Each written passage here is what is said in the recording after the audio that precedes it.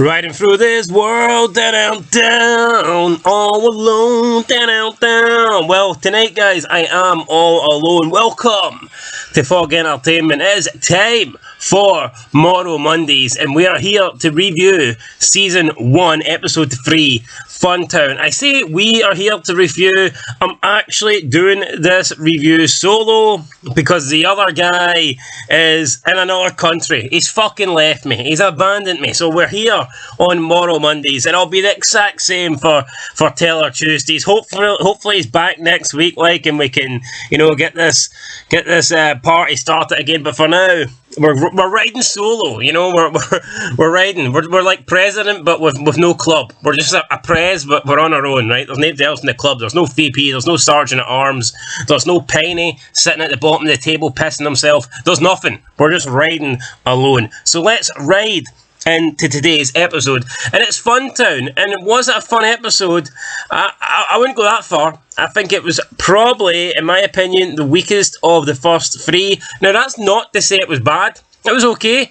I liked it. Obviously, it was a little less comedic than the opening two episodes due to a certain situation that happened in the show. But we'll talk about that as we get into the review. But before we do, there is 3 facts, as always, that we need to give about this episode. So, fact number 1, I mentioned it about a more serious tone in this episode, and that is that Tristan, a 13-year-old girl, is the first person to be raped in the show. I say first person because she's certainly not the last, but she is definitely the first. And I've noticed, because obviously 13-year-old girl gets raped, they treat it as a serious thing, but later in the show you've got guys getting raped in prison, and it kind of becomes normality. But yeah, this was a pretty big deal when it happened to Tristan. Yeah, so unluckily for her, she was the first person in the show to be raped.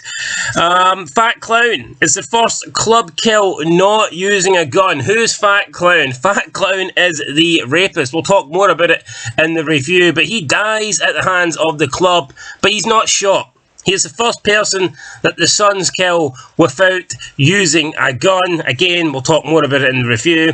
And Michael McKeevy is the first IRA member to debut on the show. He makes his debut in Funtown, and he is charming to see over the gun trade with SAMCRO. So there is your 3 facts about episode 3 of season 1, Funtown. Alrighty, so we kick off the episode Funtown with the club indeed having fun in a town, aka known as the local carnival. And it's kind of weird because you've got Jax and you've got Bobby. Who else was there? I think Tig was there. I want to say Tig. And it's all grown men, and they're on kids rides, and it would normally look nonsense, but with the Suns just made it look cool. The Suns made it look like it worked. You'd also had Clay and Gemma there, and there were some really good lines and dialogue where they were flirting, and Gemma wanted to take Clay into the photo booth and get down with some sexual activities. They go into the photo booth, she gives him a hand job, then they're out, and he tells her that she'll finish her off later, and she's looking at the picture and she's like, I can't see it, trying to refer to his penis, but obviously the picture hadn't formed yet, the picture was still white. So, yeah, I thought there was some really good dialogue between Clay and Gemma. They then bump into Elliot Oswald, who is a local businessman. This is the first time we're getting introduced to Elliot. He's with his wife Karen and his 13-year-old daughter Tristan. Tristan wants to go on the ride, so Jax gives her tickets that he's got left over, and he says that he got kicked off for screaming. This kind of makes her laugh. Then she goes to run off to be on the rides, and then Oswald's wife doesn't really want, she doesn't want him associating with the club, especially in public, because the club's got a bad reputation, so they quickly get away. And that's pretty much it there from that standpoint. Then they move on. You've got Jax, Tig, and Bobby. There's this clown that's in a dunking booth. You have to try and throw the ball through the hole to dunk the clown into the water, but Jax can't do it. The clown then makes fun of him. Oh, poor little biker boy, can't he get it in the hole? Then he makes fun of him, be his leather butt buddies and stuff like this. So then they kind of just go up and put their hand through the hole anyway, and it brings the clown down into the water, and they pretend they're going to drown him, and they're like dunking him underneath the water.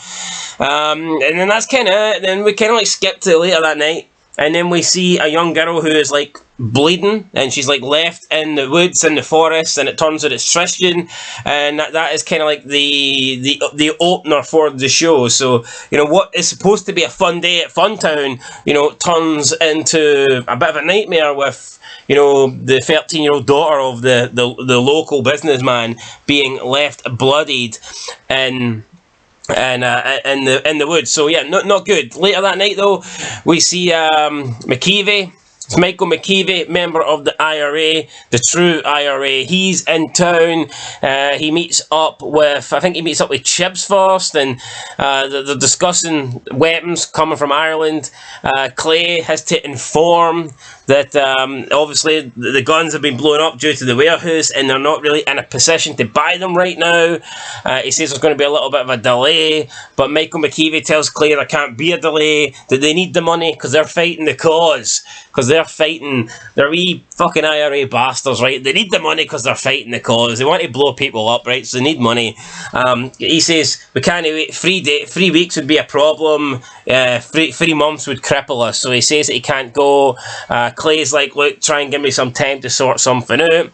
Clay says he's been doing business with them for a very long time, and McKeevy doesn't really take note of that. It's kind of similar to episode 1 where he's speaking to the Niners, and he's like, Leroy, I've been buying, guns off the black. I was going to say something else there. I've been buying guns off, you Niners for a long time, haven't sold, or I've been selling you guns, haven't sold gun 1 to the Mexican, but he didn't care about that. He says he doesn't care about loyalty, old man, and it's kind of the same here with Michael McKeevy. He doesn't really care that Clay and the IRA have been doing gun business for a long time. He just wants the money right here, right now, and he says that he might have to go and, get new buyers up north if Clay and the club do not have the money. So straight away, we see that the club are in a bit of a hard place. The following day, Ellie approaches Clay. He asks him for help to find the person that raped his little daughter, offering him any amount of money that Clay wants, basically. Clay kind of refuses on the money principle. He says that he's offended. He says nothing like this happens in his town, and that he doesn't need the money, but he needs Oswald to promise that when they bring him the perpetrator, when they bring him the rapist, that he will take care of their business. And then the sons begin their own little criminal investigation. Meanwhile, Deputy Chief David Hale, he's called to a restaurant where I believe his father, Jacob Hale, is dining with Leo Kessler, a local businessman associated with the Kessler builders, and they're aware of Tristan's assault, and they want Hale to find out who done it before the club find it, because if the club find out, that means that Oswald will owe the club a favour, and they think that could affect the new buildings coming in and the property getting worked on. There's like 130 acres that Oswald is potentially going to expand, but if Clay finds that the rapist, then perhaps they won't do that. So they need that deal to go through. So it's more like they want the Deputy Chief David Hale to find the rapist, but it's more for the fact that they do not want the potential, this deal land of the land of acres. They don't want that to fall through. They don't really care about getting justice. They just do not want the land to fall through. So they encourage Hale to find and prosecute the rapist before SAMCRO does. Then we go to the hospital where we've got some stuff with Wendy and Tara. Tara says that, Wendy doesn't look like the kind of person that wanted to kill herself, blah, blah, blah. And Wendy says, yeah, you know what, Gemma put that in my hands. I stared at it for an hour, but I was the one that was, willing to inject it into myself, and fair enough. Then we get some random dude who calls Tara. He says, I wish I wasn't in trouble because you're a tough doctor to track down. And Tara immediately hangs up the phone and has a concerned look on her face. Then we go back to Taylor Morrow Automotive. Hale wants to investigate the sons. He asks them where they were last night. Clay says to Hale, you think a son had something to do with that rape? Hale replies, half of them have violent crimes on their rap sheets, just following logic. Jax then replies, wasn't it just last week 4 Oakland cops were busted busted for prostitution and rape. Logic tells me we should ask where your dick was at last night. Clay then butts in, and don't say, in your mama. Hale then says, officers Mann and Fain will be taking your statements. It could take hours. Clay protests, I'm trying to run a business here. Hale then replies to this, and he says, we can do it here at the station house, wherever you want to do it, and don't say in your mama. This dialogue was great, some really good banter here. I thought this was really, really good. So Hale is purposely putting cops at Taylor Morrow to like take questions, to interview the sons, because he doesn't want the sons being able to get out, be free, trying to track down the rapists ourselves. So Tig comes up with some hot coffee, and I'm not sure what he puts in it, but he essentially drugs the two cops that are there, and they pretty much pass out, and this allows them to escape. However, Tig then gives Juice the remainder of the sleeping pills that he previously used on the officers to drug them, and Juice mistakes these pills for speed and takes one. So yeah, Juice is then laid out flat. Gemma goes to see Darby. He talks a little bit about his mum. We have Clay, Tig and Bobby turn up. They want to know where Darby's men was. Darby says that it had nothing to do with it. They then bring up a former guy who used to be in Darby's crew called Yates. He says that he has a tendency for underage pussy. They want to know where Yates is. Darby says he wouldn't rat him out, plus that Yates isn't with them anymore. Yates and Whistler never got along. Then he asks the club about Whistler. You do remember Whistler? He was my right-hand man.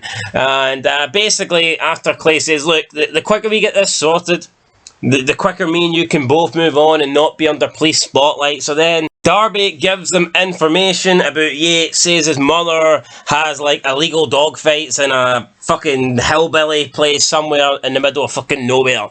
So then the sons go back to the warehouse. They grab the guns that Juice is supposed to assemble because they believe it might be a trap and they do not want to just walk into it. So they grab the bag. Tiggs doesn't see Juice, but they don't know that Juice has passed out. So they get there, they get outside the house, the dogs are barking, they're ready to go in, they're ready to infiltrate the building and possibly take out Yates and possibly walk into an ambush. But they've no guns, there's no clips in the guns. Juice has fucking failed them. So they have to go in with pretty much a couple of pistols, but luckily for them, it's just a bunch of men inside who are studying, reading Bibles, and it's a bunch of born-again Christians. They then speak to Yates. Yates says that he hasn't acted out sexually in over 3 years. He says that everybody here can vouch where he was the night before, and pretty much the club say, look, this is a mistake, we apologise, and that they'll be on their way. And Jack says if they forget about this, then the club will forget about the illegal dogfighting. So yeah, that's what we get there. Then we've got Gemma in the hospital. She's speaking to Tristan. She's also speaking to Karen Oswald. So Tristan kind of tells Gemma the truth. Then Karen Oswald speaks to her and says, look, you have no right to speak to my daughter.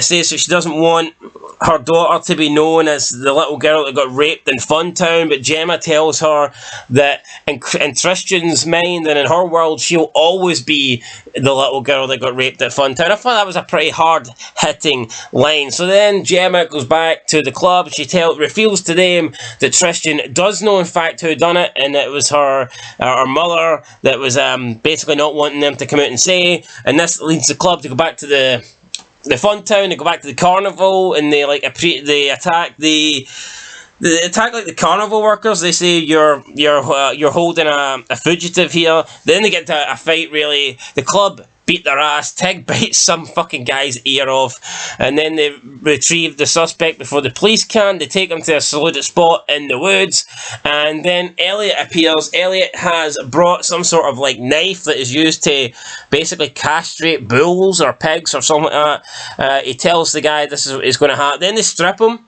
and he's got like sort of like cut marks and like knife marks and stab marks and wounds. So I don't know if this guy's like been tortured before, or he's into like some weird freaky fucking, I don't know, shit. But he looks like he has been, yeah, he looks like he's been abused in the past or something like this. Elliot Oswald's then going to cut his nuts off, but he just can't go through with it. A bit weird, like, because this guy did just rape his daughter, the night before. You would think that Elliot would go through with this, or I don't know, if he doesn't, maybe he does, if he doesn't want to, I find it hard he's not at least, like, attacking the guy or striking the guy. It's like the guy's right in front of him, and he decides that he can't do it. He tells Clay that he's sorry, he drops the knife, he can't do it, he takes off. Then the fat clown, the rapist, sighs some relief. He thinks his nuts are safe, but no, Clay picks up the knife, and Clay's not having it. Clay wants to go and do a little bit of surgery, say hello to Dr. Morrow. He grabs up the knife and just cuts the guy's nuts off, and the nuts just fall onto the floor. He tells, I think it was Bobby and Tig, I think he said to Bobby and Tig, bury him in the woods, mark the, mark the location, and then he tells, get those nuts and gift wrap them. So they retrieve the nuts, and Jax is not happy at the moment when Clay was doing this. Jax actually yelled out to Clay no, and I'm like, I'm kind of like wondering why Jax is so against this. I mean, Jax literally fucking stabbed the guy in the nuts for selling, crack or whatever to Wendy. And now all of a sudden he's against Clay, attacking. To me, this doesn't make sense. Even, it wasn't Clay's daughter, I get that, and maybe Clay didn't have the right reasons, which might be revealed, but I don't really get why Jax was so against this here, why he didn't want Clay to do this, when, you've seen the way he reacted after some guy just sold drugs to Wendy, so a bit weird. Then Jax basically calls Clay out, says, look, if you want me to be your VP, I need to know what's happening. And Clay basically says, look, we can use this for leverage. They've got Elliot's fingerprints on the knife. They've got, evidence. They've got the nuts gift wrapped. And then Clay says that the club can use this. So, I mean, and I do think there's probably a part of Clay that obviously just wanted to kill the guy because he is a rapist and they don't want that in their town, but it also does make sense for Clay to try and have a bit of leverage over Elliot, especially when they don't want Charming Heights to go through. So, as Clay said, he took out some real estate insurance, and it's definitely smart from Clay. He basically says, like, population rises.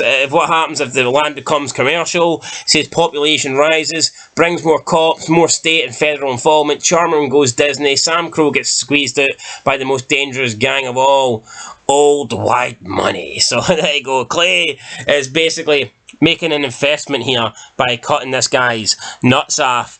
Elsewhere, we see the man who called Tara, identified by another man as Agent Cohen, has requested information about Charmin, with only the flags being related to the Sons of Anarchy. He looks through files, he notices a mugshot of Jax before quickly flipping to an arrest record for Tara, which lists that all 3 times she was in the company of Jax. So, all of a sudden, this guy, we don't know who he is, we know his name is Agent Cohen, we know that he appears to want Tara, and now he knows that it looks like Jax is from Tara's past and that perhaps they were together, back in the day. Then we go back to St. Thomas. Jax visits Wendy. Wendy's obviously still feeling bad about what happened, but I think Jax is kind of like willing to let it go. Jax is like, well, maybe I should have offered you more support. Maybe I should have been there a bit more. He doesn't really want to talk about them getting back together. I think Jax wants to focus more on Abel. Jax takes Wendy to go and see Abel, and she bursts into tears at how small he is. She can't believe that she did this to their son, but Jax is like, he's going to pull through. When he starts throwing punches, he's going to get out this little cube, this little, ventilator, and then he can, hopefully grow into be a big strong boy like his daddy. Next day then, Hale finds Juice sleeping. This is pretty funny. Hale just finds Juice sleeping outside the police station. He's completely naked. He's wearing a diaper and he's got a dummy stuck in his mouth. And there is a sign saying slightly retarded child. He's got wrapped around him. Slightly retarded child, please adopt me. Hale wakes him up and tells him to leave. Meanwhile, there's a mailbox right in front of the station. The mail collector eyes an unusually shaped package addressed to Elliot Oswald, 48 Liberty Street, Charming, CA 95200, containing the testicles of the rapist. Now, obviously, the package handler doesn't know this, but we know it. A man then steps up a taxi at the police station, identifying himself as Agent Cohen. So Agent Cohen is now in Charming, ATF, and he tells Hale that he is working on an interstate weapons case that might involve Sons of Anarchy, much to Hale's delight, and Hale then welcomes him into the station, and that is where the episode ends. So, yeah, really, I mean, it was a good episode. I'm not taking anything away from it. I did like it. I just don't think it was as good as the first two. To me, the episode 1, the premiere, is still head and shoulders above 2 and 3. This one was close to 2. I think I just slightly preferred 2 more, because I felt like the dialogue, it was a bit more comedy. And this was kind of, the whole focus of this episode felt like the club tracking down the rapist. I felt like apart from that, there wasn't much more going on.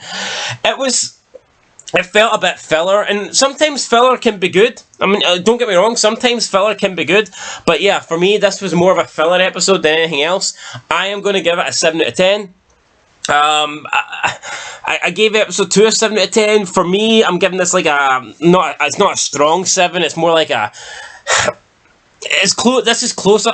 I'll put it this way. This episode's a lot closer to a 6 than it is an 8. But I'm still going to give it a 7 out of 10. Just like I gave episode 2. In terms of the quote of the episode, I am going to give it to Clay Morrow. And that is when he replies to what Jax is saying about we need to ask where Hale's dick was last night. Clay says, and quote, "Don't say in your mama." I just thought it was a really funny line, especially when Hale is speaking about how the club have like violent crimes on their rap sheets and they want to know where they were last night, you know, regarding to the rape. And then Jax is saying, you know, we should ask where you guys were. And then just Clay, before Hale could even get a chance to come out and reply, Clay's just right in there, you know, quick with it, and he's like, "And don't say in your mama." And there's also a funny line, like a couple of sentences later, a couple of interactions later, when before they finish this like conversation, when Clay says he's trying to run a business here in regards to the statements, and Hale replies to Clay, "We can do it here at the station house, whatever you want to do it, and don't say in your mama." So he was like replying to what Clay said. So yeah, both of them have used the "and don't say in your mama" joke, but I am going to give it to Clay because he kind of used it first, and it was just, I wasn't really expecting this. It's just as soon as Jax tells Hale, maybe logic tells me we should ask where your dick was last night, and Clay just to come out with "and don't say in your mama" was funny. But and as for MVP of the episode, I'm going to have to give it to Clay Morrow again. Gave him it in the season premiere, and for me, I think he deserves it again in this one. Again, guy had so many funny lines. His conversations with Elliot I thought was good when he was trying to be serious about the rape. Then he had, you know, some funny interactions with Hale. He had funny interactions with Gemma at the start when they were getting down to business in the photo booth. I just thought Clay showed it all in this. You know, he showed his comedic side, then he showed that, you know, he cares and stuff about the community, and then he showed towards the end where, you know, he's smart, and yeah, he wants leverage on Oswald, and I just felt that, you know, Clay showed multiple